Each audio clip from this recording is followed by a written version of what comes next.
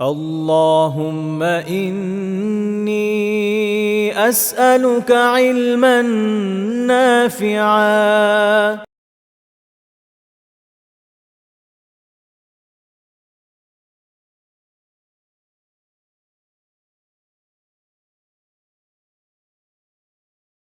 আসসালামু আলাইকুম ওয়া রাহমাতুল্লাহি ওয়া বারাকাতুহু।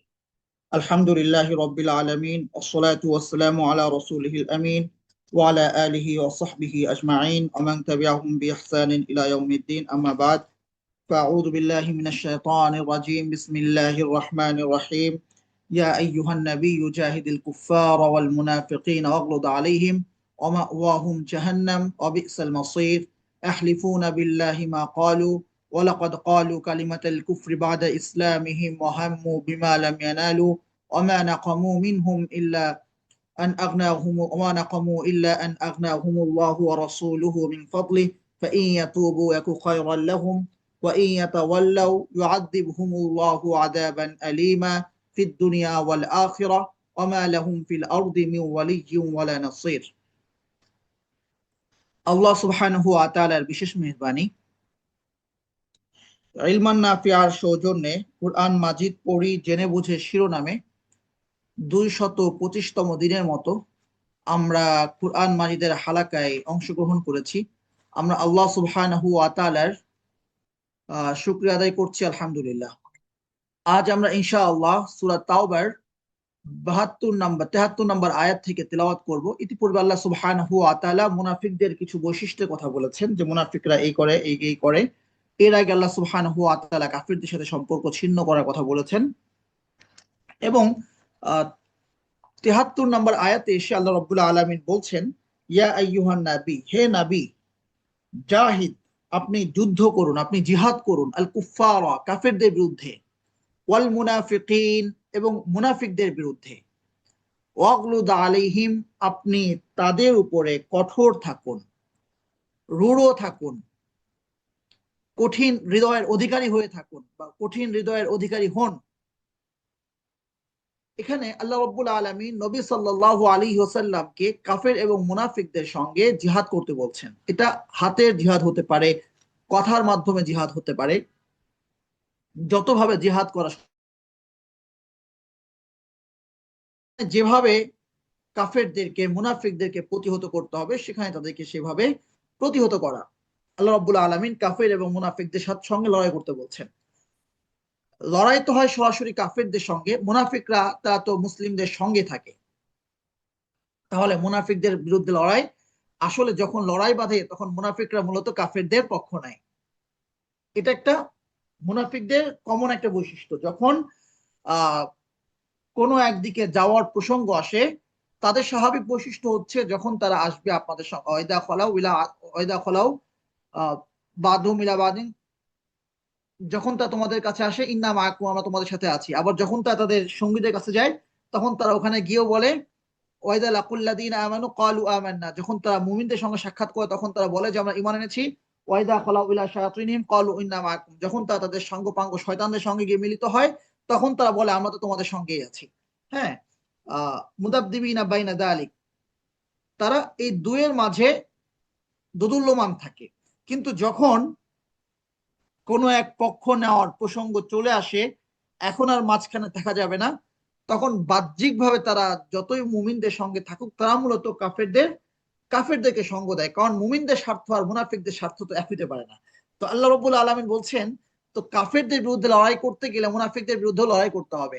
তোমরা কাফের এবং মুনাফিকদের বিরুদ্ধে জিহাদ করো, হে নবী, কাফের এবং মুনাফিকদের বিরুদ্ধে জিহাদ করো। আর জিহাদের ক্ষেত্রে নরম দিলের অধিকারী হলে চলে না, সেক্ষেত্রে কঠিন হৃদয়ের অধিকারী হতেই হয়। অগলুজ আলাইহিম, তাদের ব্যাপারে কঠোর হও। আমাদের মধ্যে অনেকে আছে যাদের সমস্ত মানবিকতা উপচে পড়ে যখন কাফেরদের কোনো প্রসঙ্গ আসে। হ্যাঁ, কাফেরদের বিরুদ্ধে তারা তখন ইনসাফের প্রমাণ, তখন তাদের এই স্বাধীনতা ওই স্বাধীনতা। একজন পুলিশ একজন মহিলার ব্যাপারে সে তার টিপ, কপালের বড় একটা টিপ নিয়ে কিংবা তার আঁটো কাপড় নিয়ে কোনো মন্তব্য করলো কি করলো না, কোনো প্রমাণ নাই। হ্যাঁ, কোনো এক ঝামেলা হয়েছে, সেই মহিলার কথার উপর ভিত্তি করে সেই পুলিশের চাকরি পর্যন্ত চলে গেল, শাহবাগে আন্দোলন হলো। ব্যাপারটা কি? ব্যাপারটা হচ্ছে সে তাকে নাকি তার পোশাক নিয়ে কথা বলেছে, কটু মন্তব্য করেছে। জাস্ট একটা কটু মন্তব্য করার কারণে একজন পুলিশের চাকরি চলে যাচ্ছে। এইটা তার কাছে ইনসাফ যে না, পোশাকের স্বাধীনতা থাকতে হবে। আদৌ সে কথা বলেছে কিনা, আদৌ সে কোনো কটু মন্তব্য করেছে কিনা, সেটা পরের কথা। অপরদিকে সংসদে একজন সাংসদ ইসলামের দৃষ্টিতে সংসদ ব্যবস্থাপনা বা গণতান্ত্রিক ব্যবস্থাপনা কুফরি, তাতে কোনো সন্দেহ নাই। কিন্তু একজন ব্যক্তি যে ইসলামকে ভালোবাসে, হ্যাঁ, সে ইসলামকে ভালোবেসে ভুল পন্থায় হলেও সে যখন সংসদে গিয়েছে, তার বোরকা নিয়েই গিয়েছে। তো ইসলামের দৃষ্টিতে ব্যাপারটা কি সেটা পরের কথা, কিন্তু এটা তো ঠিক যে বাংলাদেশের কোটি কোটি মানুষের মধ্যে সেখানে যারা গিয়েছে তারা ক্ষমতার দিক থেকে সবার উপরে, জাগতিক ক্ষমতা, সুযোগ সুবিধা ভোগ করার দিক থেকে, পাওয়ারের দিক থেকে তাদের স্বতন্ত্র একটা অবস্থান রয়েছে। সেখানের একজন বোরকা পরা মানুষকে নিয়ে কটু কথা বলছে। কেউ বলছে যে কিভাবে সংসদে ডাকাত ঢুকে গেল, হ্যাঁ।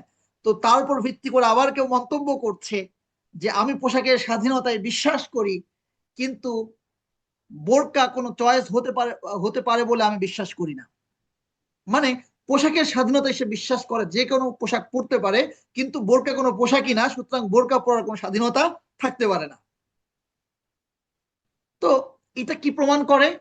এটা প্রমাণ করে সে মুনাফিকি করে থাকবে, কিন্তু যখন কোনো একটা পক্ষ নেওয়ার প্রসঙ্গ চলে আসবে তখন সে কাফিরের পক্ষ নিবে।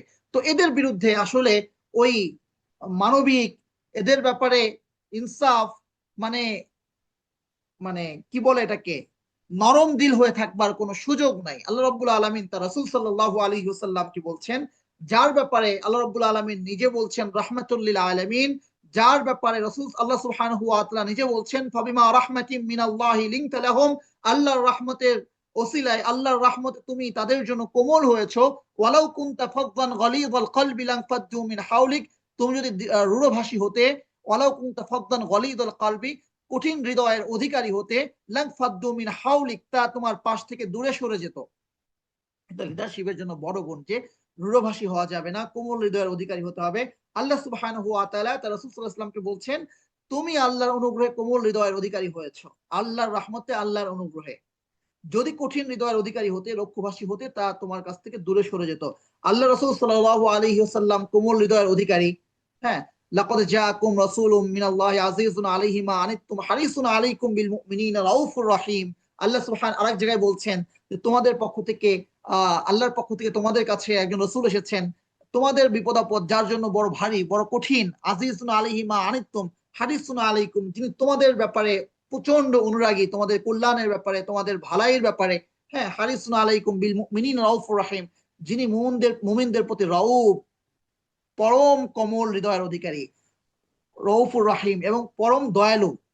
সেই নবী যাকে পরম দয়ালু আল্লাহ বলছেন, সার্টিফাই করছেন আল্লাহ, যাকে কোমল হৃদয়ের অধিকারী স্বয়ং সার্টিফাই করছেন আল্লাহ, যাকে লিনতা, কোমল হয়েছেন বলে সার্টিফাই করছেন আল্লাহ, সেই রাসূল সাল্লাল্লাহু আলাইহি ওয়াসাল্লামকেও আল্লাহ সুবহানাহু ওয়া তাআলা বলছেন যে তুমি কাফের এবং মুনাফিকদের ব্যাপারে কঠোর হও, আগলুজ আলাইহিম, কঠিন হৃদয়ের অধিকারী হও। তো আমরা কিসের ছাই, আমরা কিসের কি, যে আমরা কিসের মানবিকতা দেখানোর চেষ্টা করি? মানবিকতা কাকে বলে বুঝি? ওয়াবিসাল মাসির, আল্লাহ সুবহানাহু ওয়া তাআলা বলছেন এটা তো দুনিয়ার ব্যাপারে গেল, ওয়ামা ওয়াহুম জাহান্নাম, আর পরকালে তাদের অবস্থান হচ্ছে জাহান্নাম। ওয়াবিসাল মাসির, কতই না নিকৃষ্ট পরিণতি, হ্যাঁ। ইয়াহলিফুনা বিল্লাহি মা ক্বালু, ইয়াহলিফুনা বিল্লাহি মা ক্বালু, তারা আল্লাহর নামে কসম করে বলে যে মা ক্বালু, তারা এই কথা বলে নাই। তাবুক যুদ্ধে আমরা আগেও বলেছি রাসূল সাল্লাল্লাহু আলাইহি ওয়াসাল্লাম এবং সাহাবা কেরাম যুদ্ধে বের হলেন কোন একটা বিষয়কে কেন্দ্র করে। মুনাফিকরা বলল যে যখন আমরা মদিনায় ফিরে যাব, লা ইয়াখরুজান্নাল আযযু মিনহাল আযাল, আমাদের মধ্যে যারা সম্মানিত তারা নিচুদেরকে, নিকৃষ্টদেরকে মদিনা থেকে বের করে দিবে। তাদের উদ্দেশ্য ছিল যে আমরা গিয়ে মুমিনদেরকে বের করে দেব, তাই কথা বলেছে। এই কথা আল্লাহ সুবহানাহু ওয়া তাআলা কোরআনে জানিয়ে দিয়েছেন। আমরা কোত্থেকে জানলাম? কোরআন থেকে। লা ইয়াখরুজান্নাল আযযু মিনহাল আযাল, এটা কোরআনের আয়াত। আল্লাহ সুবহানাহু ওয়া তাআলা জানাই দিলেন মুনাফিকরা কিন্তু এই ধরনের কথা বলছে, হ্যাঁ। তো আল্লাহ জানালেন, তারা রাসূল সাল্লাল্লাহু আলাইহি ওয়াসাল্লামের কাছে এসে আল্লাহর নামে কসম করে বলছে তারা এই কথা বলে নাই। এখন বলেন, রাসূল সাল্লাল্লাহু আলাইহি ওয়াসাল্লাম আল্লাহর কথা বিশ্বাস করবে নাকি মুনাফিকদের কথা বিশ্বাস করবে? কসম করছে আবার আল্লাহর নামে। হ্যাঁ, তো মিথ্যা মানুষকে কখনো মুক্তি দিতে পারে না। সাময়িক সুবিধা দিতে পারে, কিন্তু কখনো মুক্তি দিতে পারে না। আর সত্যের কারণে সাময়িক অসুবিধা হতে পারে, কিন্তু মুক্তির একমাত্র উপায় হচ্ছে সত্য। ইয়াহলিফুনা বিল্লাহি মা ক্বালু, তারা আল্লাহর নামে কসম করে বলে যে তারা বলে নাই। তো কসম করে তারা কি তাদের মিথ্যাকে ঢাকতে পেরেছে? ওয়ালাকাদ ক্বালু কালিমাতাল কুফরি, এই যে তারা যে গর্হিত কথা বললো যে নিচুরা সম্মানিতরা নিচুদেরকে বের করে দেবে। হ্যাঁ, এই যে নিচু কথা তারা বললো, এই কথার দ্বারা তারা মূলত কি করেছে? আল্লাহ বলছেন ওয়ালাকাদ ক্বালু, তারা মূলত বলেছে কালিমাতাল কুফরি, কুফরি কথা। ওয়াকাফারু বাদা ইসলামহিম, এই কথা বলে তারা মূলত তার ইসলামের পরে, ইসলাম আনয়নের পরে তারা আবার কুফরি করেছে। ওয়াহাম্মু বিমা লাম ইয়ানালু, এবং তারা এমন ইচ্ছা পোষণ করেছে যা তারা বাস্তবায়ন করতে পারে নাই। কোন একটা ব্যাপার যখন আপনি আহ চিন্তা করছেন যে আমি যদি করতে পারতাম, এটাকে বলে তামান্না, তামান্নি, আকাঙ্ক্ষা ব্যক্ত করা। যখন সেই ব্যাপারটি আপনি আহ করতে চাইলেন, স্বাভাবিক ইচ্ছা, এটাকে বলা হয় ইরাদা। যখন আপনি সেটাকে আহ দৃঢ় ইচ্ছায় বাস্তবায় মানে রূপান্তরিত করলেন, আমি কাজটি করব, দৃঢ় ইচ্ছা, এটাকে বলা হয় নিয়ত। এরপর যখন কাজটি করে ফেলা হয়, তখন হচ্ছে ইবাদত বা ফাইল। কোন একটা কাজ করে ফেলা, কাজ সম্পাদন করা, এটাকে বলা হয় ফাইল। কোন একটা কাজ ইচ্ছা করেছেন কিন্তু করতে পারেন নাই, আরবিতে এটাকে বলে হাম। হ্যাঁ, তো আল্লাহ সুবহানাহু ওয়া তাআলা এখানে বলছেন ওয়াহাম্মু বিমা লাম ইয়ানালু, তারা এমন কাজের ইচ্ছা করলো যেটা তারা বাস্তবায়ন করতে পারে নাই, ব্যক্ত করতে পারে নাই। ওমা নাকামু ইল্লা নাগনাহুমুল্লাহ রাসূল, তো এই যে মুমিনদের ব্যাপারে তারা যে মানে এই যে প্রতিশোধ নিতে চায়, রাসূলের বিরুদ্ধে তারা যে প্রতিশোধ নিতে চায়, এজন্যই কি মা নাকামু, তারা এই প্রতিশোধ তো এজন্য নিচ্ছে মানে আনাগনাহুমুল্লাহ ওয়া রাসূলু মিন ফাদলি, তাদেরকে অভাবমুক্ত করেছেন আল্লাহ এবং তার রাসূল তার আপন অনুগ্রহে। অভাবমুক্ত করেছেন কে? আল্লাহ, রাসূলের ওসিলায়। তো এখানে আল্লাহ সুবহানাহু ওয়া তাআলা আল্লাহ রাসূল সাল্লাল্লাহু আলাইহি ওয়াসাল্লামকে সম্মান দিতে গিয়ে আল্লাহ তার নিজের সঙ্গে রাসূল সাল্লাল্লাহু আলাইহি ওয়াসাল্লামের নামকে আনছেন। ওমা নাকামু ইল্লা নাগনাহুমুল্লাহ ওয়া রাসূলুহু মিন ফাদলি, অথচ তাদেরকে অবমুক্ত করেছেন আল্লাহ এবং তার রাসূল আল্লাহর অনুগ্রহে। আল্লাহ এবং তার রাসূল অভাবমুক্ত করেছেন আল্লাহর অনুগ্রহে। অভাবমুক্ত করার ক্ষেত্রে দুজনের কথা এনেছেন, অনুগ্রহের কথা আল্লাহর কথা এনেছেন। মূলত অভাবমুক্ত করেছেন আল্লাহ, রাসূলের কথা উল্লেখ করে আল্লাহ সুবহানাহু ওয়া তাআলা তার রাসূলকে সম্মাননা দিচ্ছেন। আল্লাহ এবং তার রাসূল অভাবমুক্ত করেছেন। আর আমরা জায়গায় জায়গায় শিরিক খুঁজি, অল্পতে অল্পতে শিরিক খুঁজি। লা ইলাহা ইল্লাল্লাহ মুহাম্মাদুর রাসূলুল্লাহ একসাথে বলা নাকি শিরিক। বাড়াবাড়ির একটা লিমিট থাকা উচিত। কিছু দোয়াইফ হাদিস একসাথে এসেছে, হাদিসে আসছে একসাথে লা ইলাহা ইল্লাল্লাহ মুহাম্মাদুর রাসূলুল্লাহ। আর তাশাহুদের ক্ষেত্রে তো এটা আসছেই, শাহাদাতাইনের ক্ষেত্রে আশহাদু আল্লা ইলাহা ইল্লাল্লাহ ওয়া আশহাদু আন্না মুহাম্মাদার রাসূলুল্লাহ ওয়া আশহাদু আন্না মুহাম্মাদান আবদুহু ওয়া রাসূলুহু, একাধিক riwayate একাধিকভাবে এসেছে। আমি সাক্ষ্য দিচ্ছি আল্লাহ ছাড়া কোনো ইলাহ নেই, মুহাম্মদ সাল্লাল্লাহু আলাইহি ওয়াসাল্লাম আল্লাহর রাসূল। হ্যাঁ, লা ইলাহা ইল্লাল্লাহ মুহাম্মাদুর রাসূলুল্লাহ হাদিসেও আসছে, হাদিসের কিতাবে আসছে। যদি শিরিক থাকতো, এবং এটা যদি শিরিক হতোই, তাহলে দোয়াইফ হোক আর যাই হোক না কেন, অন্তত যে শিরিক তো আল্লাহ রাসূল করতে পারেন না, তাহলে সিয়াসিত্তায় যে সমস্ত কিতাবে এসেছে এই হাদিসটা বা অন্যান্য হাদিসের কিতাবে, সেই মুহাদ্দিসিনরা কি আমাদের চেয়ে কম বোঝে? আপনি এখনো গেলে দেখবেন যে মদিনার বিভিন্ন জায়গায় দেওয়ালে একসাথে লেখা আছে লা ইলাহা ইল্লাল্লাহ মুহাম্মাদুর রাসূলুল্লাহ। মসজিদে নববীতেও লেখা আছে একাধিক জায়গায়, বিশেষ করে পুরাতন যে মসজিদ, তারকিদের কওয়া যে মসজিদটা। যদি শিরিক হতো তাহলে কি এটা কি আলে সাউথ কি এটা তুলে দিত না? কিন্তু আমাদের দেশে কোনো কোনো ভাই বাড়াবাড়ি করতে গিয়ে এই পর্যায়ে বাড়াবাড়ি করে, তারা বলছে লা ইলাহা ইল্লাল্লাহ মুহাম্মাদুর রাসূলুল্লাহ বলা শিরক। বাড়াবাড়িও একটা লিমিট থাকা উচিত। তো মূল কথা হচ্ছে যে আমরা, আমাদের তো শত্রুর অভাব নাই, আমরা নিজেদের মধ্যে কেন এত শত্রুতা সৃষ্টি করি? আমরা নিজেরা কেন এত ছোট ছোট ব্যাপার নিয়ে বিভক্ত হয়ে যায়? হ্যাঁ, তো এখানে যেটা আছে যে আল্লাহ এবং তার রাসূল অভাবমুক্ত করলেন, এজন্যই তার প্রতিশোধ গ্রহণ করছে। অথচ উচিত ছিল কি? দ্বীনি হাইসিয়তে আল্লাহ এবং তার রাসূলের প্রতি কৃতজ্ঞ থাকা। একজন মানবীয় জায়গা থেকেও যার ওসিলায় আমি অভাবমুক্ত হলাম, কি ছিল আরবের এই যে মদিনার এই মুনাফিকরা, শুধু মুনাফিকরা না, এই মদিনার এই তাদের অবস্থা কি ছিল? তারা দরিদ্র ছিল। তাদের জীবিকার একমাত্র মাধ্যম কি ছিল? বছরের এককালীন খেজুর। এই যে এখন কি মাস চলছে? জুলাই মাস চলছে, আগামী মাস থেকে হয়তো খেজুর পাকা শুরু হবে। একটাই তাদের ফসল ছিল খেজুর, এই ফসল দিয়ে তারা সারা বছর চলতো। না কোনো আটা পেত, না তারা কোনো জব পেত। যাদের একটু বেশি টাকা থাকতো, যারা কিছু খেজুর বিক্রি করতে পারতো, যারা হয়তো বা একটু ব্যবসা করতো, কিছু কিছু মানুষ কিছু কিছু জব গম খেত, এটা তো ছিল ধনীদের ফসল। আয়েশা রাদিয়াল্লাহু তাআলার হাদিসকে আমরা জানি না যে আমাদের ঘরে মাসের পর মাস গিয়েছে চুলা জ্বলেনি, ছিল দুটি মাত্র কালো কালো বস্তু, মানে পানি এবং খেজুর। পানিও কালো ছিল, মানে এখন যে স্বচ্ছ টলটলে নির্মল পানি, সেই পানি তো এমন ছিল না, কূপ থেকে পানিগুলো তোলা হতো, হ্যাঁ, এবং এত গভীর ছিল না, হ্যাঁ, শ্যালো পানি ছিল, যার ফলে সেই পানিগুলো অনেকটা আয়রন যুক্ত ছিল। মদিনা থেকে যদি আপনি বদরের দিকে যান, যেতে একটা দ্বীপ কূপ পড়বে, বীরে শিফা বলে, হ্যাঁ, বীরে শিফা। তো বলা হয় এখানে আল্লাহ রাসূল সাল্লাল্লাহু আলাইহি ওয়াসাল্লাম থুতু ফেলেছেন, এবং এখানে এই পানির দ্বারা আরোগ্য হয়। তো হাদিস দ্বারা সাব্যস্ত নেই, ওখানে দুটো কূপ পার হয়, হ্যাঁ, তার মধ্যে একটা হচ্ছে বীরে শিফা, দুটো কূপ অতিক্রম করে বদরে যেতে হয়। তো বীরে শিফায় রাসূল সাল্লাল্লাহু আলাইহি ওয়াসাল্লাম থেমেছেন কিনা এটা হাদিস দ্বারা প্রমাণিত না, কিন্তু এটা বোঝা যায় যে এই রাস্তা দিয়ে রাসূল সাল্লাল্লাহু আলাইহি ওয়াসাল্লাম গিয়েছেন, একাধিক জায়গায় পানি পান করেছেন, একাধিক কুয়া ছিল, কারণ বারবারই গিয়েছেন। বদর যুদ্ধ যেটা আমরা বলি যে বদর যুদ্ধ, এটা হচ্ছে বদরের তৃতীয় যুদ্ধ, মানে এই বদরেই আরো দুটা গজওয়া হয়েছে, যে দুইবার লড়াই সংঘটিত হয় নাই, কিন্তু রাসূল সাল্লাল্লাহু আলাইহি ওয়াসাল্লাম গিয়েছেন, তৃতীয়বার এখানে লড়াই হয়েছে। আর যদি আমরা টোটাল গজওয়ার ক্রমিক ধারা অনুযায়ী চিন্তা করি, তাহলে বদরের যে প্রথম যুদ্ধ, এটা হচ্ছে সপ্তম গজওয়া, সপ্তম গজওয়ায় গিয়ে প্রথম লড়াই সংঘটিত হয়। এর আগে কিছু লড়াই হয়েছে টুকটাক, সাহাবাকরাম, রাসূল সাল্লাল্লাহু আলাইহি ওয়াসাল্লাম কোন সাহাবাকরামকে পাঠিয়েছেন কোন একটা সারিয়া, ওখানে কিছু যুদ্ধ হয়েছে এরকম, কিন্তু বড় কোনো যুদ্ধ হয় নাই, কিন্তু গাজওয়া হয়েছে, মানে রাসূল সাল্লাল্লাহু আলাইহি ওয়াসাল্লাম যুদ্ধাভিযানে বের হয়েছেন, লড়াই হয় নাই। তো এই পথে বহুবার গিয়েছেন, হ্যাঁ, তো এই পথে তিনি মক্কায় গিয়েছেন, হজে গিয়েছেন, এ পথে হুদায়বিয়ার বছরে গিয়েছেন, এ বছরে তিনি ফাতহে মক্কা, মক্কা বিজয়ের সময় গিয়েছেন, আরো বহু লড়াইয়ে তিনি এই পথ দিয়ে গিয়েছেন। তো যাই হোক, তো একাধিক কূপে তিনি থেমেছেন, সে সাব্যস্ত নয়, কিন্তু বীরে শিফা বলা হয় যে কূপটা, ওই কূপের পানি আমি পান করে দেখলাম যে এখনো আমরা যে স্বাভাবিক যে পানি পান করি ওই পানির মতো না, একটা আয়রন জাতীয় একটা গন্ধ আছে, একটা আয়রনের একটা গন্ধ আছে। তো এখন তো অনেক নিচ থেকে পানি তোলা হয়, তারপরে অবস্থা, তাহলে সেই সময় পানিটা কেমন ছিল? রাসূল সাল্লাল্লাহু আলাইহি ওয়াসাল্লাম মুখের লালা, কুলি ফেলেছেন, এরকম অনেকগুলো কূপের ব্যাপারে সহিহ হাদিস দ্বারা সাব্যস্ত আছে। যাই হোক, সেই আলোচনায় আজকে না যাই আমরা। যে কথাটা আমরা বলছিলাম সেটা হচ্ছে,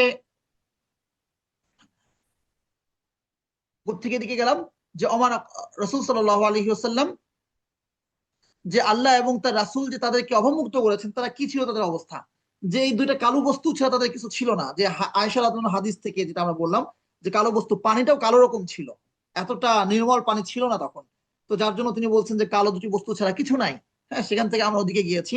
তো এই যে কালো, তার মানে রাসূল সাল্লাল্লাহু আলাইহি ওয়াসাল্লাম ঘরের অবস্থা এমন ছিল, তার আগে এই অবস্থা ছিল পুরো আউস এবং খাসরাজ গোত্র সহ আরবের যেই গোত্রগুলো ছিল, আউস এবং খাসরাজ গোত্রের অনেকগুলো শাখা আছে, হ্যাঁ, সেগুলোর মধ্যে একটা হচ্ছে বনু নাজ্জার একটা শাখা, যেটা হচ্ছে রাসূল সাল্লাল্লাহু আলাইহি ওয়াসাল্লামের আত্মীয় হন যারা, হ্যাঁ, বনু নাজ্জার গোত্র, মদিনার মসজিদ নববী যেখানে আছে এখানে সে বনু নাজ্জার গোত্রে বসবাস ছিল। তো যাই হোক, সেই পুরো আরবের এক অবস্থা ছিল, একটু ধনীরা হয়তো বা রুটি খেতে পেত, একটু ধনীরা হয়তো বা জব খেতে পেত, হ্যাঁ, আর একটু ধনী হলে হয়তো বা নিয়মিত গোশত খেত, নিয়মিত গোশত খাওয়া এটা তো স্বপ্নের ব্যাপার ছিল, নিয়মিত এত গোশত কোথায় পাবে তারা? তো যাই হোক, যে কথা আমরা বলছিলাম, যে সেখান থেকে এই যে দুইটা খাদ্যের বিপরীতে অনেক ধরনের খাদ্য আসা, ইনকাম সোর্স বাড়া, এটাও তো হলো ইসলামের বদৌলতে। আল্লাহ সুবহানাহু ওয়া তাআলা খাইবার বিজয় করে দিলেন, আল্লাহ সুবহানাহু ওয়া তাআলা শামকে আহ এনে দিলেন, অধীনত করে দিলেন, আল্লাহ সুবহানাহু ওয়া তাআলা পুরো রোমকে, পারস্যকে এনে দিলেন। রাসূল সাল্লাল্লাহু আলাইহি ওয়াসাল্লামের সময় তো সব আসে নাই, কিন্তু মোটামুটি মদিনা তখন কি সবচেয়ে বিজয়ী অঞ্চল, আশেপাশে সবাই মদিনার অধীনত, হ্যাঁ, মক্কা অধীনত। তো সেই সময়টাতে তাবুকের যুদ্ধ তো শেষের দিকে হয়েছে, এই যে মদিনা তখন একটা ধনী একটা শহরে পরিণত হয়েছে। এই অভাব কিসের ওসিলায় হয়েছে? ইসলামের ওসিলায়, আল্লাহ করেছেন, তার রাসূল করেছেন।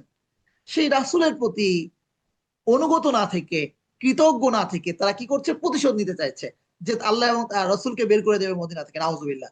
ফাইয়াতুবু খায়রাল্লাহ, যদি তারা তাওবা করে ফিরে আসে এটা তাদের জন্য উত্তম হবে। তাওবা সবসময় উত্তম, তাওবা সবসময় উত্তম। আল্লাহ আমাদেরকে মাফ করবে। অনেক সময় তো গুনাহগার এই জন্য তাওবা করে না, তার কাছে মনে হয় যে সে যে গুনাহটা করছে তার মধ্যে স্বাদ আছে, যদি তাওবা করে তাইলে তো সে স্বাদটা থাকবে না। এখন তার ঘরে এসি আছে, হ্যাঁ, নতুন নতুন ফার্নিচার আছে, এখন তার ঘরে অনেক কিছু আছে, এখন সে তাওবা করে যদি সুদ খাওয়া বন্ধ করে দেয়, তাইলে তো বাচ্চারা আর এত দামি স্কুলে পড়াইতে পারবে না, তাইলে তো আর প্রতি মাসে বউয়ের যে বড় বড় আবদার থাকে সেই আবদার গুলো আর ফিল আপ করতে পারবে না, তাইলে তো আর 2 মাস পর পর বিদেশে ট্যুর দিতে পারবে না, তাইলে তো আর গরমের সময় ঘরে এসি চলবে না। এই হালাল এই কয়টা টাকায় কেমনে চলবে সে? তো তার কাছে মনে হয় সে তাওবা করছে না, এটাই সুখের, এটাই সে ভালো আছে। কিন্তু না, কিন্তু না, তাওবা করলে যে আল্লাহ সুবহানাহু ওয়া তাআলা তাকে কি দিবেন, কিভাবে তাকে সুখী করবেন, কিভাবে তাকে ভালো রাখবেন, এটা আল্লাহ ভালো জানেন। ওটা তার জন্য উত্তম তাওবা করা। এসি যায় যাক, তার দাম ফার্নিচার যায় যাক, তার বিলাসবহুল ফ্ল্যাট যায় যাক, তার বিদেশ ট্যুর বাতিল হয় হোক, তার গাড়ি সে ম্যানেজ করতে আর পারবে না না হয় হোক, কিন্তু আল্লাহ যে তাকে যেভাবে সুখে রাখবে, আল্লাহ কেমনে রাখবেন আল্লাহ ভালো জানেন। একু খায়র আল্লাহুম, সে তার জন্য উত্তম। কিয়ামত পর্যন্ত মূলনীতি একটাই, তওবা হচ্ছে সৌভাগ্যের সোপান, তওবা হচ্ছে সৌভাগ্যের দোয়ার, তওবা হচ্ছে সৌভাগ্যের চাবিকাঠি, সাআদা, সফলতা, সুখ। আমরা যে এত যে সুখ খুঁজি, সুখ সুখ আমি সুখ খুঁজি, সুখটা আসলে কি? হ্যাঁ, এই সুখটা কি আসলে?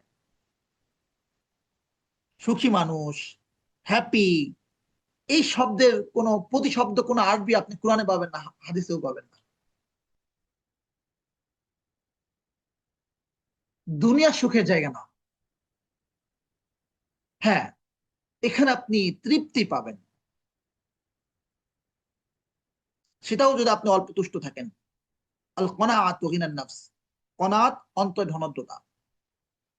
সুখ বলতে আমরা যেটা এখন যেটা বোঝায়, নির্ঝঞ্ঝাট একটা জীবন, কোনো ঝামেলা নাই, 9টা 6টা চাকরি, অথবা 9টা 5টা চাকরি, চাকরি করে আসবো চলে আসবো, এসে বউ সংসার নিয়ে, হ্যাঁ, সোফায় বসে পায়ের উপর পা তুলে কিছুক্ষণ টিভি দেখবো, এরপর আরামে একটা ঘুম দেবো, ঘুম থেকে উঠে আবার অফিসে দৌড়াবো, মানে টাকা ইনকাম করবো আর টাকা খরচ করবো, এছাড়া কোনো, এটা তো ভাই গরুর জীবন, এটা তো মানে গবাদি পশুর জীবন। এটা কি মানুষের জীবন, যে জীবনে কোনো গোল নাই, যে জীবনে কোনো লক্ষ্য নাই, যে জীবনে কোনো মিশন নাই? মিশনের নাম কি এইটা যে আপনি প্রমোশন পাবেন? মিশনের নাম কি এইটা যে আপনি আর একটু বড় চেয়ারে বসবেন? মিশনের নাম কি এইটা যে আপনি হচ্ছে ভালো একটা জব পাবেন? হ্যাঁ, এটা কি কি মিশন বলে, এটাকে কি ভীষণ বলে, এটা কি গোল হইতে পারে মানুষের জীবনের? তো কি হবে, কিছু টাকা বেশি পাচ্ছেন, দাসত্বই তো। গোল এটা হতে পারে আপনি মানুষের দাসত্ব থেকে বেঁচে যাবেন, আপনি দাস থাকবেন না কারো, আপনি আল্লাহ দাসে পরিণত হবেন। কেউ যখন আল্লাহ দাসত্ব ছেড়ে দেয়, তখন আল্লাহ তাকে শয়তানের দাসত্বে লিপ্ত করেন। কেউ যখন আরো আল্লাহ দাসত্ব ছেড়ে দেয়, দ্বিতীয় নাম্বার আল্লাহ সুবহানাহু ওয়া তাআলা তাকে তার নিজের নফসের দাসত্বে পরিণত করেন, সে তার নিজের দাসে পরিণত হয়। কেউ যখন আল্লাহ থেকে আরো দূরে সরে যায়, আল্লাহ সুবহানাহু ওয়া তাআলা তখন মানুষের দাসে রূপান্তর করেন।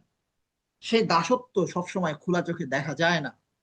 এটাও দাসত্ব যে আপনি পৃথিবীর সবচেয়ে পরাশক্তি, সবচেয়ে বড় রাষ্ট্রের আপনি প্রেসিডেন্ট অথবা আপনি প্রধানমন্ত্রী, কিন্তু আপনি জনগণের ইচ্ছার বাইরে কিছু করতে পারছেন না। যদি এটা আপনি করেন, আপনি বুঝতে পারছেন এটা কল্যাণকর। আপনি যদি করেন তাহলে আপনি আগামীকাল এই চেয়ারে বসতে পারবেন না। আপনি বুঝতে পারছেন এই আইন বাস্তবায়ন করা মানে হচ্ছে এই অন্য একটা দেশের কোটি কোটি মিলিয়ন মিলিয়ন মানুষের উপর জুলুম করা, তবুও আপনাকে আরেকটা দেশের আহ হোক সেটা ধরেন একটা আমেরিকার প্রেসিডেন্ট, তবু আপনাকে ইসরায়েলের সহযোগিতা করতে হচ্ছে জাস্ট আপনার চেয়ারটা রক্ষা করার জন্য। আপনাকে এখন ইরানে হামলা করতে হবে, উদাহরণ হিসাবে বলছি। আপনি জানেন সমকামিতা একটা গুরুতর অন্যায়, কিন্তু তবুও আপনাকে এখানে সিগনেচার করতে হচ্ছে।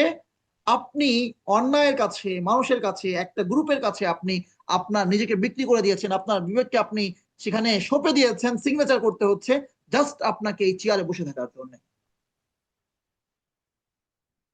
তাহলে কেউ যখন আল্লাহ নাফরমানি করে, আল্লাহ সুবহানাহু ওয়া তাআলা তাকে শয়তানের দাসত্বে বন্দী করে দেন, তাকে তার নিজের দাসত্বে বন্দী করেন। এরপর আল্লাহ সুবহানাহু ওয়া তাআলা তাকে মানুষের দাসত্বে লিপ্ত করে দেন, সে মানুষের দাস হয়ে থাকে। আর যদি কেউ আল্লাহর দাসত্ব করে, আল্লাহ সুবহানাহু ওয়া তাআলা তাকে মানুষের দাসত্ব থেকে হেফাজত করেন, আল্লাহ সুবহানাহু ওয়া তাআলা নফসের দাসত্ব থেকে হেফাজত করেন, আল্লাহ সুবহানাহু ওয়া তাআলা তাকে হেফাজত করেন শয়তানের দাসত্ব থেকে। তার সবচেয়ে বড় দৃষ্টান্ত আজকে আমরা আগামীকাল থেকে মুহররমের কত তারিখ? 13 তারিখ। আগামীকাল 13 তারিখ, মানে আগামীকাল থেকে শুরু হয়ে যাবে ইনশাআল্লাহ মুহররমের কি বলে আইয়ামুল বীজের রোজা। হ্যাঁ, তো আশুরা গেল, এই যে 2 দিন আগে আশুরা চলে গেল। তো আশুরায় কারবালায় শহীদ হয়েছেন হোসাইন রাদিয়াল্লাহু তাআলা আনহু। কারবালার যে ইতিহাস বা আশুরার মর্যাদা, আমাদের কাছে মনে হয় আশুরা মানেই হচ্ছে যেন কারবালাকে কেন্দ্র করে মনে হয় আশুরার এই মর্যাদা বা মুহররমের এই মর্যাদা।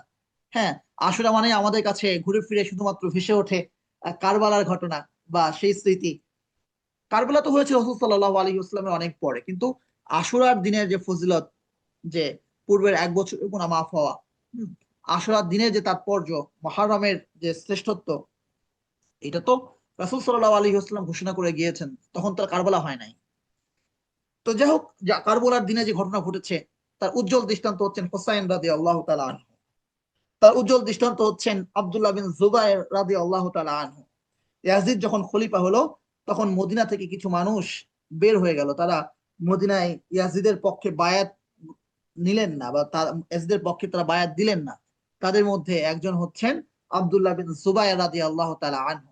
সমবয়সী তারা ছিলেন, আব্দুল্লাহ বিন জুবায়ের এবং হোসেন রাদিয়াল্লাহু তাআলা আনহু, তারা সমবয়সী ছিলেন। আব্দুল্লাহ বিন জুবায়ের ছিলেন সম্ভবত মদিনায় জন্মগ্রহণ করা সর্বপ্রথম শিশু।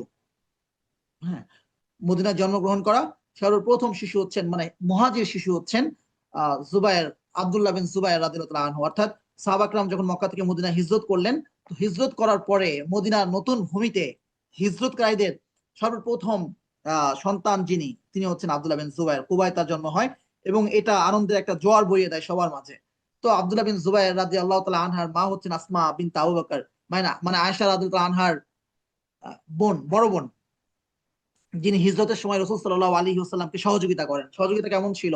সেই যে 4.5 কিলোমিটার, সেই ওই সময় সে ভীতিকর পরিস্থিতিতে যখন চারদিকে খোঁজা হচ্ছে যে মোহাম্মদ বিন আব্দুল্লাহ কোথায় আছে, তাকে হত্যা করা হবে, নাউজুবিল্লাহ, আবু বকর রাদিয়াল্লাহু আনহুকে খোঁজা হচ্ছে, হ্যাঁ, থমথমে একটা পরিস্থিতি। সেই সময় রাতের আধারে খাবার নিয়ে একা এক নারী, হ্যাঁ, 4.5 কিলোমিটার হেঁটে পাহাড়ে উঠতেন। হুম, পাহাড়ে উঠতেন এবং গড়ের সাওরে তিনি খাবার পৌঁছে দিতেন। গড়ের সাওর কত উপরে, জাস্ট এতটুকু আমরা বলি যে এখন গাড়িতে যেতে হয়, গাড়িতে যাওয়ার পরে আপনাকে যদি আপনি গড়ের সাওরের নিচে আপনার বাস থেকে বা আপনার প্রাইভেট কার থেকে নামেন, তারপর আপনাকে একটু হেঁটে উঠতে হবে। একটু হেঁটে উঠার পরে আপনাকে গালফ কার টাইপের একটা কার আছে বা গাড়ি আছে, সেই গাড়ি আপনাকে গাড়ের সাওর পর্যন্ত নিয়ে যাবে, সেই গুহা পর্যন্ত নিয়ে যাবে। সেখানে যেতে এবং আসতে লাগে হচ্ছে 35 রিয়াল। 35 রিয়াল মানে কত হাজার টাকা, একটু চিন্তা করেন। 33 টাকা করে হলে কয়েক হাজার টাকা আপনার লেগে যাচ্ছে, 3,000 প্লাস টাকা লাগছে জাস্ট ওই পাহাড়ে উঠতে এবং নামতে। এতটুকু জায়গা। তো সেই জায়গা পর্যন্ত হেঁটে, মক্কা থেকে হেঁটে যাচ্ছেন আসমা বিনতে আবু বকর। 3 দিন গিয়েছেন এবং খাবার পৌঁছে দিয়েছেন। এবং তার ওড়নার একটা অংশ দিয়ে তিনি খাবার বাঁধতেন, একটা ওড়নাটাকে ছিঁড়ে ফেলেছিলেন। এই জন্য তাকে দাতুন নিতাকায়ন বলা হয়, মানে দুই আহ দুই ওড়নার অধিকারিণী। অর্থাৎ তার একটা ওড়না ছিল, আর কোনো ওড়না ছিল না, খাবার বাঁধার কোনো কিছু নাই, কিসে খাবার নেবেন? ওড়নাটাকে ছিঁড়ে ফেলেছিলেন, এক টুকরো দিয়ে মাথায় পেঁচিয়েছেন, আর এক টুকরো দিয়ে তিনি খাবার বেঁধেছেন। এভাবে রাসূল সাল্লাল্লাহু আলাইহি ওয়াসাল্লাম এবং তার বাবার জন্য খাবার নিয়ে যেতেন। কে? আসমা, রাসূল সাল্লাল্লাহু আলাইহি ওয়াসাল্লামের শালিকা বলে না কি বলে, স্ত্রীর বড় বোনকে। তো আসমা বিনতে আবু বকর, তিনি হচ্ছেন আব্দুল্লাহ বিন জুবায়েরের মা, মানে আবু বকর রাদিয়াল্লাহু আনহুর নাতি। আর তার বাবাকে জুবায়ের বিন আওয়াম, আশায়ে মুবাশশিরার একজন বিখ্যাত সাহাবী এবং ইসলামের প্রথম যুগের সাহাবী, জুবায়ের বিন আওয়াম। তো তাদের সন্তান আব্দুল্লাহ বিন জুবায়ের। আর হোসাইনকে রাসূল সাল্লাল্লাহু আলাইহি ওয়াসাল্লামের নাতি, ফাতিমা রাদিয়াল্লাহু তাআলা আনহার আহ, ছেলে। রাসূল সাল্লাল্লাহু আলাইহি ওয়াসাল্লামের লাগোয়া ঘর হচ্ছেন ফাতিমা রাদিয়াল্লাহু তাআলা আনহার, দুই ঘরের এক দেয়াল এরকম লাগোয়া ঘর। আর জুবায়ের বিন আওয়াম ছিলেন ঠিক মসজিদের অপর সাইডে, এক সাইডে রাসূল ইসলামের ঘর, অপর সাইডে জুবায়ের বিন আওয়াম। একই সাথে তারা বড় হয়েছেন। আব্দুল্লাহ বিন জুবায়ের, হোসাইন রাদিয়াল্লাহু আনহু মদিনা থেকে বের হয়ে গেলেন। আব্দুল্লাহ বিন জুবায়ের মক্কায় গেলেন, মক্কায় গিয়ে বায়াত গ্রহণ করলেন যে না, তিনি ইয়াজিদের হাতে বায়াত হবেন না। হ্যাঁ, আর হোসাইন রাদিয়াল্লাহু তাআলা আনহু তিনিও মক্কায় আসলেন, হজ করলেন। তারপর সেখান থেকে তিনি কুফায় গেলেন। তো আব্দুল্লাহ বিন জুবায়ের রাদিয়াল্লাহু আনহুর খিলাফত ছিল অনেক বছর। এরপরে তিনি শহীদ হন হাজ্জাজ বিন ইউসুফের কাছে, এবং হোসাইন রাদিয়াল্লাহু আনহু শহীদ হন কারবালার প্রান্তরে আরেকটু আগে। তো এই দুজনেই একই কথা প্রমাণ করে যে তারা জীবন দিয়েছেন, আল্লাহর দাসত্ব গ্রহণ করেছেন, কোন অন্যায়ের কাছে মাথা নত করেন নাই। কোন মানুষের কাছে তারা নিজেদের দাসত্বকে বিকিয়ে দেন নাই। তো এটা এই জন্য বলা যে কারবালা অলরেডি চলে গেল দুদিন আগে, এটা আমাদের একটা শিক্ষা। হুসাইন রাদিয়াল্লাহু আনহু বা আব্দুল্লাহ বিন জুবাইর রাদিয়াল্লাহু আনহু এবং পরবর্তীতে এরকম আরো বেশ কিছু ব্যক্তিরা আছেন যারা কখনো মাথা নত করেন নাই। তো মূল কথা হচ্ছে যে আমরা যখন আল্লাহ সুবহানাহু ওয়া তাআলা দাসত্ব গ্রহণ করব, আল্লাহ সুবহানাহু ওয়া তাআলা আমাদেরকে সমস্ত দাসত্ব থেকে বাঁচিয়ে দিবেন। আর আমরা যখন আল্লাহ সুবহানাহু ওয়া তাআলা দাসত্ব ভুলে যাব, হ্যাঁ, তখন আল্লাহ সুবহানাহু ওয়া তাআলা আমাদেরকে নানাবিধ দাসত্বে আমাদেরকে লিপ্ত করবেন। আল্লাহ আমাদেরকে হেফাজত করেন। দেখা যায় যে দিনী মাহফিল, মাদ্রাসা সভাপতি হিসাবে এমন একজন আছে যে দিনকে ভালোই বাসে না, হ্যাঁ, যে দিনের বিধানকে বিশ্বাস করে না। তো যাই হোক, যে কথা আমরা বলছিলাম, তো আল্লাহ বলছেন বাধ্যত যাই মনে হোক না কেন, তা যদি তওবা করে ফিরে আসে এটা তাদের জন্য উত্তম হবে। আর যদি তারা ফিরে যায়, মানে তা যদি তাদের পথে অবিচল থাকে, আল্লাহ সুবহানাহু ওয়া তাআলা তাদেরকে আযাব দেবেন, যন্ত্রণাদায়ক আযাব, দুনিয়াতে এবং আখিরাতে। ওয়ামা লাহুম ফিল আরদি মিন ওয়ালিয়্যিন ওয়ালা নাসির। আর পৃথিবীতে নেই তাদের কোনো ওলি, কোনো বন্ধু এবং কোনো সাহায্যকারী। দুনিয়ায় তাদের কোনো ওলি নেই, কোনো বন্ধু নেই। আসলে মুনাফিকদের কেউ থাকে না। মুনাফিকদেরকে সবাই কি বলে? গাদ্দার বলে। যেই শত্রুকে আপনি সহযোগিতা করছেন, সেই শত্রু তার স্বার্থ শেষ হয়ে গেলে আপনাকে ত্রিশূল মতো করে ছুঁড়ে মারবে। যতদিন পর্যন্ত আপনার স্বার্থ আছে ততদিন পর্যন্ত থাকবেন। ধরে নেন, আপনি ধরে নেন, জাস্ট উদাহরণ হিসাবে বলা, আজকে জামাত বা শিবির, আমি জাস্ট ধরে নেওয়ার জন্য বলছি, আমি বলছি না, ধরে নেন আজকে জামাত বা শিবির সে বলল যে আমি ক্ষমতায় যাওয়ার জন্য ভারতের এখন থেকে সমস্ত কথা শুনবো। তারা কথা শুনছে, আমি বলছি না। এরপর ওখানে ওখানে গিয়ে আমি দিন কায়েম করবো, বা আমি কিছু অন্তত আওয়ামী লীগ থেকে তো ভালো হবো। তো কথা শুনলো সমস্ত কথা শুনে, আচ্ছা, আওয়ামী লীগ ভারত তাদেরকে সাপোর্ট দিল, তারা ক্ষমতা হয়ে গেল। আপনার কি কখনো মনে হয় যে ভারতের প্রকৃত অর্থে বন্ধু হবে? হবে না। ভারতও জানে জামাত কখনো তাদের বন্ধু হইতে পারে না, তার আদর্শ আমাদের আদর্শ এক না। সে তার স্বার্থে আমাদেরকে সাপোর্ট দিয়েছে। ভারতের যদি কোনো বন্ধু হইতে পারে সেটা আওয়ামী লীগের পক্ষেই সম্ভব, এটা বিএনপির পক্ষেও সম্ভব না। এটা কমন একটা বাস্তবতা আমরা বুঝি। ঠিক পৃথিবীর প্রতিটা ক্ষেত্রে একই অবস্থা। মা লাহুম ফিল আরদি মিন ওয়ালিয়্যিন ওয়ালা নাসির। এই মুনাফিকদের কোনো বন্ধু হয় না, কোনো সাহায্যকারী থাকে না। ইহুদিদের অবস্থা সেম। আল্লাহ সুবহানাহু ওয়া তাআলা বলছেন ওয়ামিনহুম মান আহাদাল্লাহ লাইন আতানা মিন ফাদলিহি লানাসাদদাকান্না ওয়া লানাকুনান্না মিনাস সালিহিন। যে মুনাফিকদের কেউ কেউ আছে এমন যে তারা আল্লাহ সুবহানাহু ওয়া তাআলাকে প্রতিশ্রুতি দেয়, হ্যাঁ, যে লাইন আতানা মিন ফাদলিহি, আমাদের রব যদি আমাদেরকে তার অনুগ্রহ থেকে কিছু দান করেন, লানাসাদদাকান্না, তাহলে আমরা সাদাকা করব, ওয়া লানাকুনান্না মিনাস সালিহিন, এবং আমরা সৎ লোকদের অন্তর্ভুক্ত হয়ে যাব। যেমন আমাদের মধ্যে কেউ কেউ কি করি? মান্নত করি, আল্লাহ তুমি যদি আমার এই এই নিয়তটা পূর্ণ করে দাও, তাইলে আমি এটা আমি সাদাকা করবো, আল্লাহ আমি এতটুকু দান করে দিব।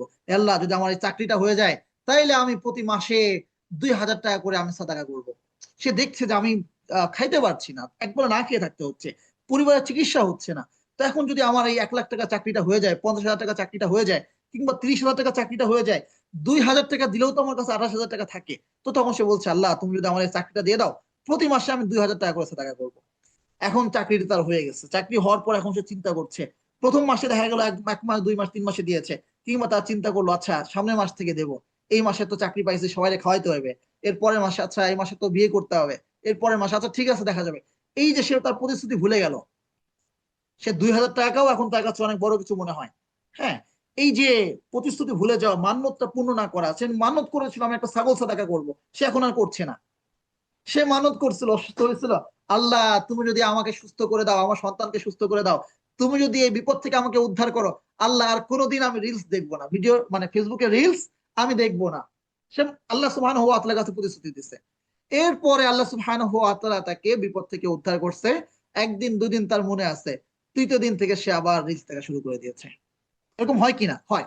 এটা মুনাফিকের বৈশিষ্ট্য। আল্লাহ সুবহানাহু ওয়া তাআলা বলছেন যে এই মুনাফিকদের মধ্যে কেউ কেউ এমন আছে যে বলে যে আমাকে যদি আল্লাহ সুবহানাহু ওয়া তাআলা তার অনুগ্রহে দান করেন, মানে যদি কিছু দেন, তাইলে আমি কি করব? সাদাকা করব, আমি সৎ লোকদের অন্তর্ভুক্ত থাকব। ফালাম্মা আতাহুম মিন ফাদলিহি, আল্লাহ সুবহানাহু ওয়া তাআলা যখন আপন অনুগ্রহে তাকে দান করলেন, বাখিলু বিহি, তখন সে কৃপণতা শুরু করলো, ওয়া তাওয়াল্লাউ ওয়াহুম মুরিদুন, এবং মুখ ফিরিয়ে নিল। হ্যাঁ, এখানে আল্লাহ সুবহানাহু ওয়া তাআলা একটা বিশেষ ঘটনা উল্লেখ করছেন, ঘটনাকে কেন্দ্র করে এই আয়াত নাজিল হয়েছে। তো তবে সেই বিশেষ ঘটনার সাথে এটা সম্পৃক্ত বা সীমাবদ্ধ কোনো বিষয় নয়। সেটা হচ্ছে যে একজন ব্যক্তি ছিল, নাম হচ্ছে সালাবা। সালাবা ছিল, সে রাসূল সাল্লাল্লাহু আলাইহি ওয়াসাল্লাম মদিনার।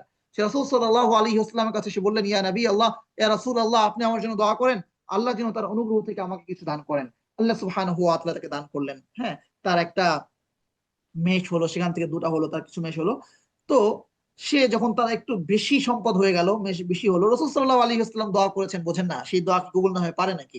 হ্যাঁ, যখন একটু বেশি হলো তখন সে মদিনা থেকে বের হয়ে গেল। সে চিন্তা করলো যে মদিনায় থাকবো, যখন তখন সাদাকা করতে হয়, যখন তখন ডাক আসে। হ্যাঁ, তখন সে একটু আয়েশের সঙ্গে একটু নিশ্চিন্তে জীবনযাপন করার জন্য মদিনা থেকে একটু দূরে গেল। সে ৫ ওয়াক্ত নামাজে জাস্ট মদিনায় আসে, নামাজ পড়ে সালাম ফিরে দৌড় দেয়, চলে যায়। আমাদের আছে না যে একটু একটু একটু হইলে আর কি আর ব্যস্ততা এমন বেড়ে যায়, মানে এই যে ব্যস্ততার কারণে, দুনিয়াবি ব্যস্ততার কারণে আমরা দিনের সময় দিতে পারছি না। এটাও কিন্তু সেম, যে আল্লাহ আপনাকে সম্পদ দিলেন, আল্লাহ আপনার ব্যবসায় বারাকা দিলেন, এখন আপনি সেই ব্যবসা নিয়ে এত ব্যস্ত হয়ে পড়েছেন, এখন আর দিনের কাজে আপনার সময় দেওয়ার সময় নাই। এখন আপনার কোনো দিনই আইলমের হালাকায় বসবার সময় নাই। এখন আপনার কোনো দিনই মাজলিসে বসবার সময় নাই। হ্যাঁ, যেখানে দিনের কোনো কাজে আপনাকে প্রয়োজন, সেখানে আপনাকে খুঁজে পাওয়া যায় না। আপনি এখন এত ব্যস্ত হয়ে পড়লেন। আপনি কই ব্যস্ত? আপনি কই ব্যস্ত? মহা ব্যস্ত মানুষ। না, অর্থ দিয়েও সাদাকা করতে হবে, সময় দিয়েও সাদাকা করতে হবে, মেধা দিয়েও সাদাকা করতে হবে। আমার মেধার একটা অংশ যেন থাকে দিনের জন্য, আমার বুদ্ধির একটা অংশ যেন থাকে দিনের জন্য, আমার সময়ের একটা অংশ যেন থাকে দিনের জন্য, আমার অর্থের একটা অংশ যেন থাকে দিনের জন্য। তো সে একটু দূরে চলে গেল, সালাবা মদিনা থেকে একটু বাইরে বের হয়ে গেল। সে শুধু ৫ ওয়াক্ত নামাজে আসে। কয়েকদিন পর দেখা গেল যে সে শুধুমাত্র জুমার নামাজে আসে। এরপর একটা সময় দেখা গেল যে সালাবাকে আর মসজিদ নববীতে দেখা যায় না। রাসূল সাল্লাল্লাহু আলাইহি ওয়াসাল্লাম খোঁজ দিলেন, সালাবা কই, সালাবা কই? তো বললেন, ইয়া রাসূলুল্লাহ, সে তো এখন আর আসে না। রাসূল সাল্লাল্লাহু আলাইহি ওয়াসাল্লাম তার খোঁজ নিতে পাঠালেন। তো দেখা গেল সে তার সম্পদ নিয়ে ব্যস্ত, তার মহা ব্যস্ত, সে অনেক সম্পদ তার হয়ে গেছে সালাবার। তো রাসূল সাল্লাল্লাহু আলাইহি ওয়াসাল্লাম তার কাছে সাদাকার যাকাতের জন্য পাঠালেন, যে সালাবার কাছে তোমরা যাও যাকাত নিতে। হ্যাঁ, সে তার উপর যাকাত ফরজ, সে যেন তার বাৎসরিক যাকাত আদায় করে দেয়। যাকাত তো রাষ্ট্রীয়ভাবেই আদায় করা জিনিস। আমরা এখন যারা বিভিন্ন ফাউন্ডেশনের মাধ্যমে সেবামূলক কাজ ভাবে করি, এটা জাস্ট তার একটা শ্যাডো। হ্যাঁ, একটা শ্যাডো। শ্যাডোটা কেন? শ্যাডোটা এই জন্য যে রাষ্ট্রীয়ভাবে যখন জাকাত আদায় করা হয়, এটা জনকল্যাণে সামগ্রিকভাবে এটা কাজে লাগানো যায়। একার অর্থ দিয়ে সবসময় সবকিছু সম্ভব হয় না। তো যেহেতু ইসলামিক রাষ্ট্র নাই, তো আমরা আমাদের জায়গা থেকে যতটুকু পারি, যতটুকু করতে পারি, হ্যাঁ, তো সেগুলো করবার চেষ্টা করি। তো এই জন্য এই সংগঠন যেগুলো আছে যা জাকাত নিয়ে কাজ করে, এগুলোকে মূল্যায়ন করা। যাই হোক, রাসূল সাল্লাল্লাহু আলাইহি ওয়াসাল্লাম জাকাত আনতে পাঠালেন। তো জাকাত আনতে যাওয়ার পরে সে বলল, সাহাবা বলল, তো আমার কাছে তো মনে হচ্ছে এটা একটা জিজিয়া, তুমি কি, আমরা কি কাফির নাকি যে আমরা জিজিয়া দিব? আমি জাকাত দিতে পারবো না। রাসূল সাল্লাল্লাহু আলাইহি ওয়াসাল্লাম প্রতিনিধি পাঠালেন, সাহাবা জাকাত আদায় করলো না। রাসূল সাল্লাল্লাহু আলাইহি ওয়াসাল্লামের কাছে যখন এই সংবাদ আসলো, রাসূল শুধু বললেন, ইয়া ওয়াই হাসালাবা, ইয়া ওয়াই হাসালাবা, আফসোস সালাবার জন্য, আফসোস সালাবার জন্য। তো রাসূল সাল্লাল্লাহু আলাইহি ওয়াসাল্লামের ওফাত হয়ে গেল। রাসূল সাল্লাল্লাহু আলাইহি ওয়াসাল্লামের ওফাতের পরে সালাবা দেখলো তার টাকা হলো, সব হলো, কিন্তু সামাজিক মর্যাদা আর তার হয় না। কারণ রাসূল সাল্লাল্লাহু আলাইহি ওয়াসাল্লাম তার কাছে যাকাত নিতে পাঠাইছেন, আর সে যাকাত দেয় নাই। মুমিনদের কাছে এই ধনী ব্যক্তির কোনো মূল্য থাকতে পারে? থাকতে পারে না। তো সালাবার কোনো মূল্য কারো কাছে নাই।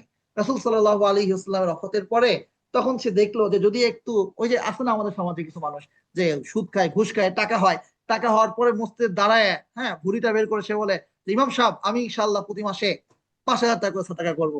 ইমাম সাহেব বলে, মার হাবা, মার হাবা, হ্যাঁ, তারপরে অমুক দিব, তমুক দিব। তো বড় দানশীল হওয়ার চেষ্টা করে। এটা কেন?